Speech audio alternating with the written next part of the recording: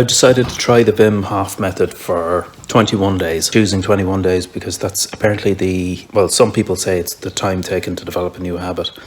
Now, Tony Robbins would disagree with that and say that you can develop a new habit like that. If you want to change, that you'll just do it. And he's quite convincing that way. Major decisions that you make, you change them in an instant when you wanted to change.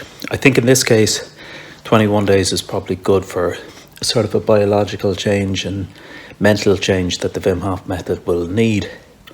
And why was I attracted to the Wim Hof method? Well, I started sea swimming in July 2020. So the whole change of society and everything else and restrictions and all that kind of stuff, I found myself going down to the local sea side here, which is just down the road from me. Initially, I thought I could never sea swim because I thought it was just so cold, it would be horrific and I wouldn't enjoy it. But a guy who I befriended down there convinced me to actually do it. And it was a revelation because not only did I not really feel the cold, but it was just a fantastic experience. It was almost like a euphoric experience. It's almost like a drug. And people do describe it as a drug, sea swimming. And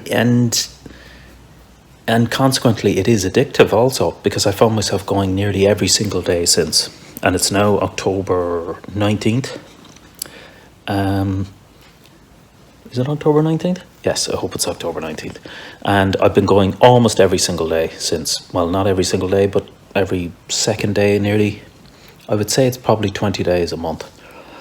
And it's through that I got introduced to Wim Hof, because when you get into sea swimming circles and you meet the real hardcore people, those people are always obsessed with Wim Hof, because he is, I'm not sure if it's Wim or Wim Hof anyway, he's Dutch, but Wim Hof is sort of like the guru and the ultimate extremist when it comes to that. He's called the Iceman because he's been known to swim through Arctic ice.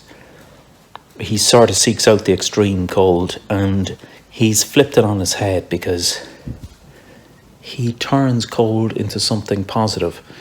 And I realised, and I've been thinking about it an awful lot recently, we're conditioned, into thinking that cold, from a very early age, that cold is something to be avoided.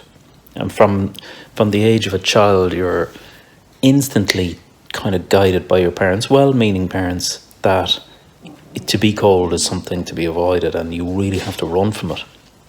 It's something to be feared almost.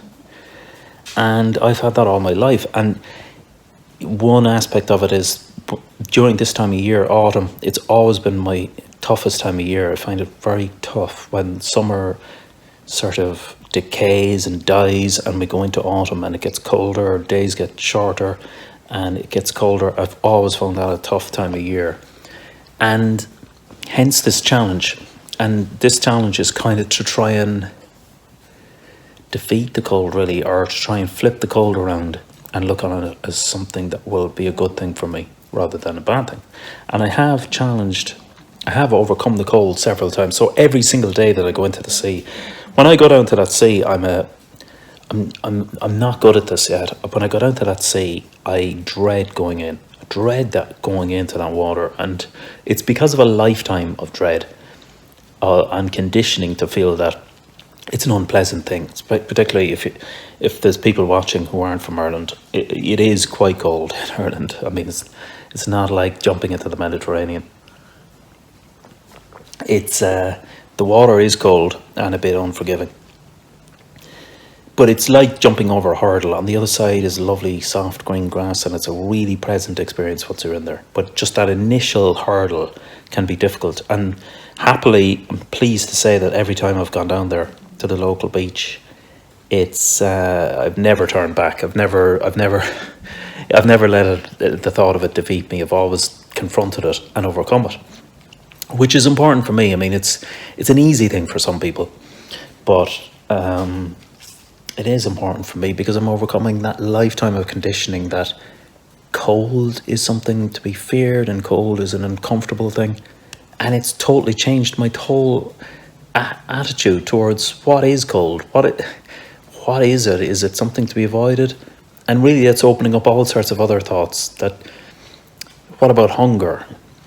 we go through our lives thinking that hunger is something to be bashed on its head, it's something to be battered and cured instantly by, and that's why fast food is so prevalent, because we think that hunger is an unpleasant thing that has to be bashed on its head. But maybe that's probably the next thing for me is, and it'll hopefully lead to healthier eating. I think I eat reasonably healthily, but I think I could do more.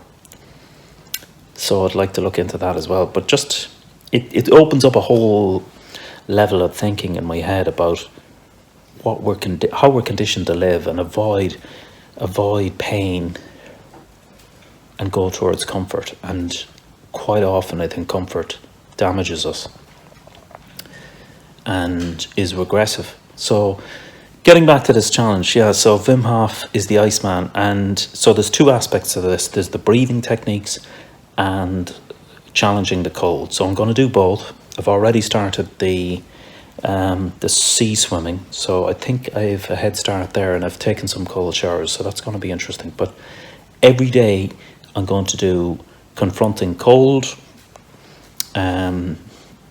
usually cold water, and I'm going to do his breathing technique, and I'm going to see how it gets on, and I'm going to sit and try and notice and monitor if it leads to changes. So let's see.